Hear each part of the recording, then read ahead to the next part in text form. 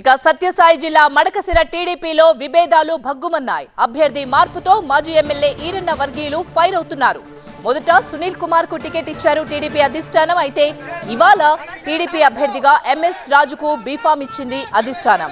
సునీల్ కుమార్ కు బీఫామ్ ఇవ్వకపోవడంతో ఆయన వర్గీయులు ఆందోళన వ్యక్తం చేస్తున్నారు.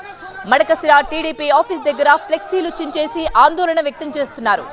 చంద్రబాబు చిత్రపటానికి చెప్పులతో కొట్టి పార్టీ కార్యకర్తలు నిరసన వ్యక్తం చేస్తున్నారు. దళిత ద్రోహి చంద్రబాబు, మాట తప్పిన లోకేష్ అంటూ నినాదాలు చేస్తున్నారు.